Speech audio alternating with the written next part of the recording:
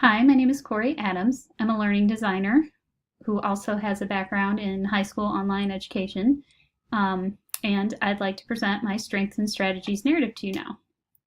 I broke the narrative into three main portions: the personal characteristics, the vocal method, and communication tools and strategies. So first I'll share the personal characteristics.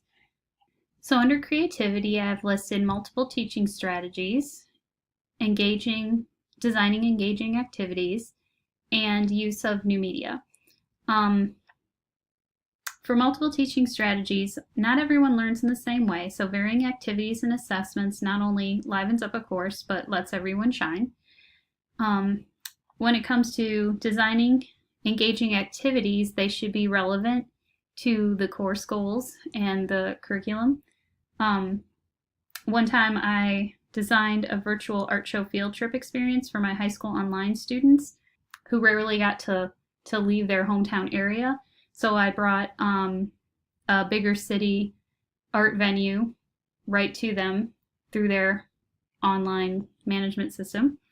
And then we looked at the online virtual field trip and the artwork presented there to showcase and learn the elements and principles of art.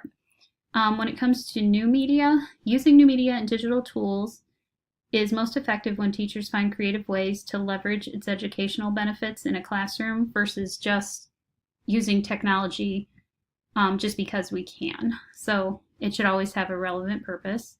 For example, personal learning environments can help students collaborate as well as grow in their own continuous learning over time as they adapt the tool to fit their learning needs. For digital literacy, I listed my knowledge of basic, collaborative, and Office suite apps, including, the Google suite of, documents and sheets and forms, but also Hangouts, and then the regular Microsoft Office versions as well. And then for the creative apps and new web tools, they're nice to know, so it's an area to grow in if they're new to you.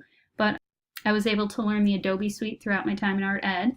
And I've taught these creative apps in the classroom and incorporated in-class activities into the lesson plan design. So, for example, a VCT course might have asked students to make a brochure using InDesign and showcasing their skills with the program. Another one might have been creating a logo with a free online vector program called Janvas, which any student would have access to, or at the university level, we could utilize Illustrator for that. And then finally, being approachable.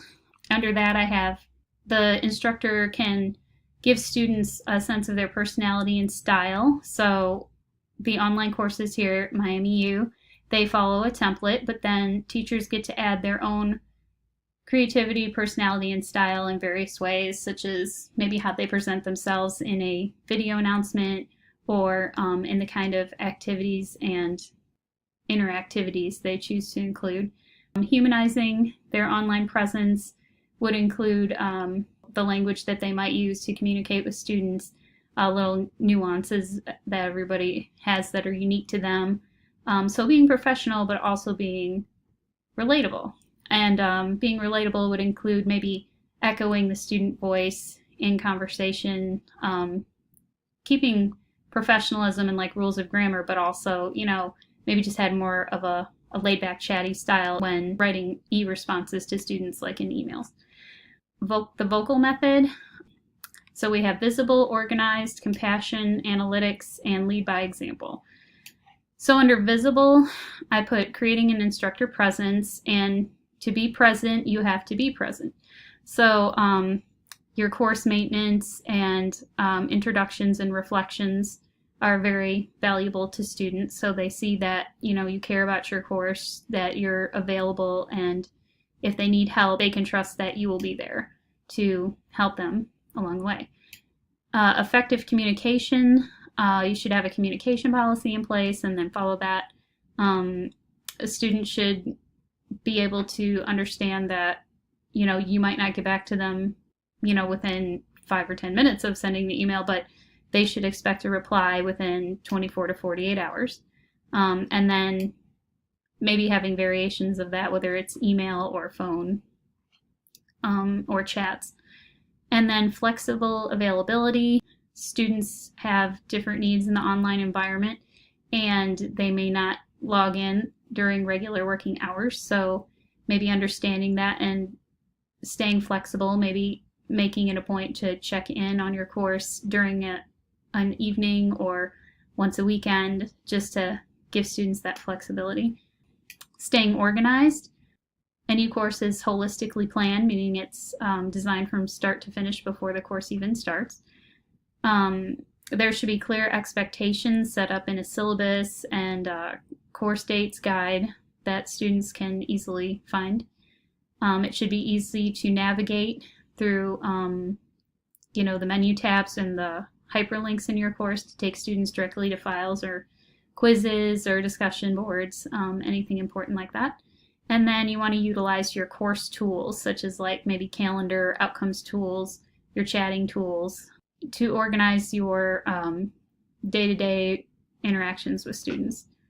And then course tools, utilizing things like, the outcomes tool or calendar, just to help students stay on track and help yourself stay on track with course goals. Compassion, we have netiquette, fostering a sense of community, and humanizing the instructor. For compassion, we want to understand our students. We want them to know that we are listening and hearing and responding. So students should feel like their instructor cares about them and their needs.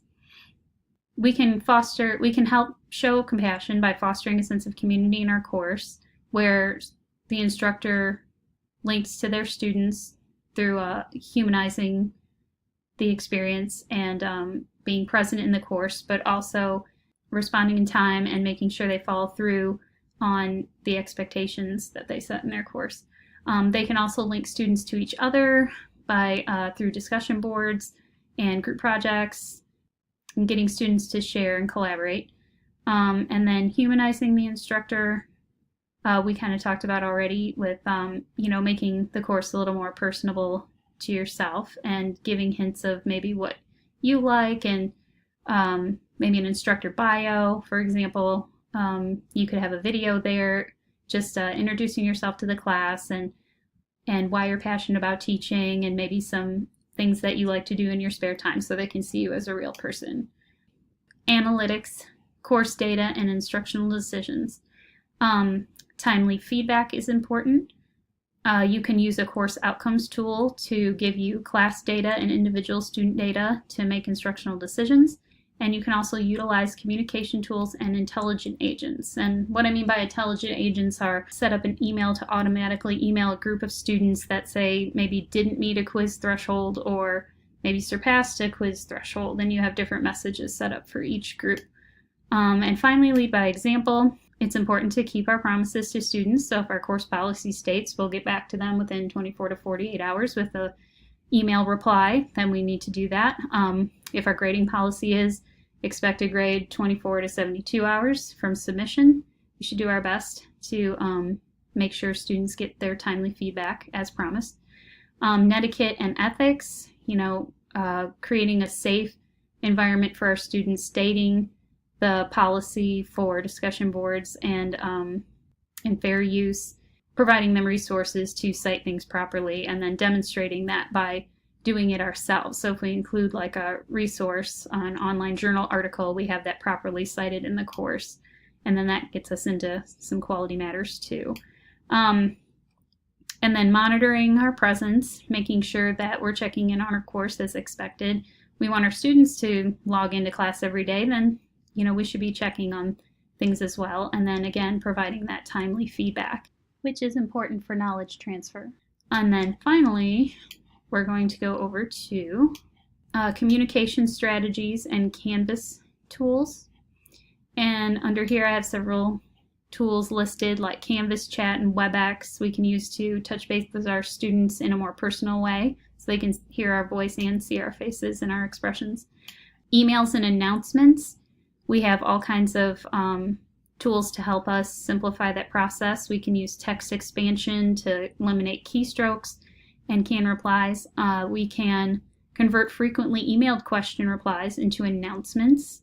We can create groups like a frequently asked question discussion board. I used to have one I called Students Helping Students in my art room, which was especially helpful when I had to be out of the classroom for a week. They could check the frequently asked board to see if there was a reply there, or if a student happened to come up with a great idea or a different way to do something using an online tool, they could share that in the board with some screenshots to help other students. And then phone calls and office hours, those should be listed for easy reference for students. Again, we want to try to vary our availability to help our online learners. Calendar tools, we can use the calendar tool to set assignment dates to help stay organized, and then the course outcomes tool, which is also called the competencies tool in D2L, that can help us make informed instructional decisions because it gives us not only class data but individual student data when set up correctly. It's a pretty neat tool to use, so I would recommend getting to know your course outcomes tool. Well, that's it for my time. Thank you for watching my presentation, and I hope you enjoyed it.